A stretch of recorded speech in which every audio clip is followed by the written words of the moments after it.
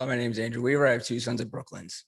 So here we'll start with some numbers again. So we are officially at 381 days since the community has last been surveyed. And again, as we stated, that was not a well done survey. It was a phone survey. It was not conclusive of everyone.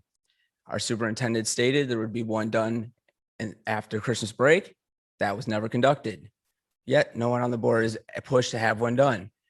Parents have been, again, asking for real dialogue, real input. 381 days. Are we ever going to get an answer to why that is? Are we ever going to get anyone held accountable for not asking the community for their input? We then recently had two announcements of principals at elementary schools. One of them is at Brooklands. Again, no community input. Something that is done in other districts where there are broad community input. Yet again, we see the practice of not being done in RCS. Thankfully, as parents, there is better dialogue that have been able to put politics aside and actually look for the common goal.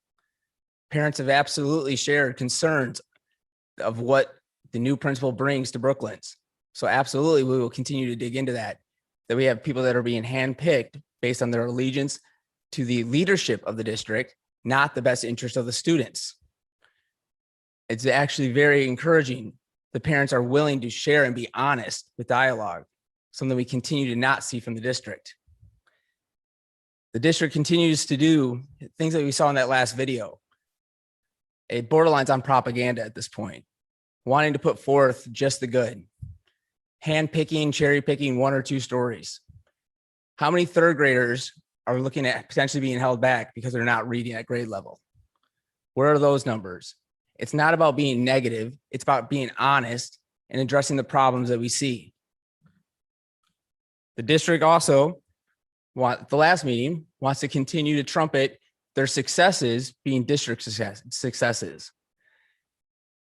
While it said they fought to get us back in, I think the superintendent listed out 8 different criteria options to say, look at what we've done, and we've been back in school longer than others. But again, had to have many asterisks next to it. When again, there are schools in the state that have been back since the start of the year. Then we'll hear people up here say over 15,000. So here, let's actually break the numbers down. At the elementary level, the average building, 377 students. Middle school, 720 students per building. High school, 1,385.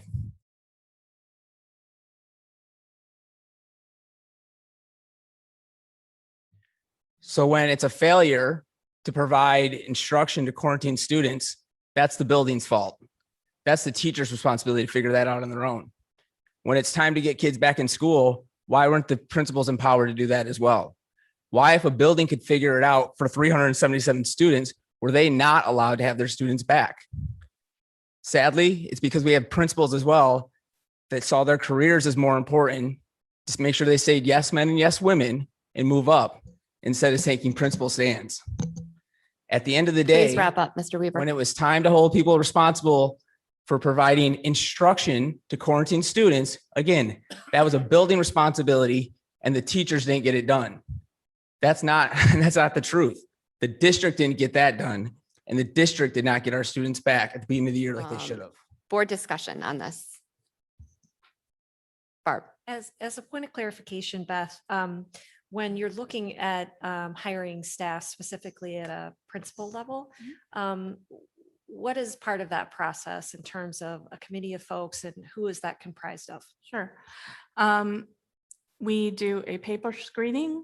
In this cases, we did a paper screening. We also did a phone interview, another interview via Zoom. We had in-person interviews with groups of administrators and stakeholders. And then we had a final interview with a building team made up of the PTA president or their designee were invited to participate, as well as teachers, Doug Hill as the REA president, other administrators, building administrators at the elementary level, as well as central office administrators. In addition to that, prior to the interview process, We survey the staff and the PTA to determine their desires with respect to what they're looking for in a principal and what their needs are and thoughts. Great. Okay. So there is stakeholder input. Absolutely. Yeah, great. Thanks for clarifying that. So it was nice of a board member to ask a clarifying leading question so we get an answer.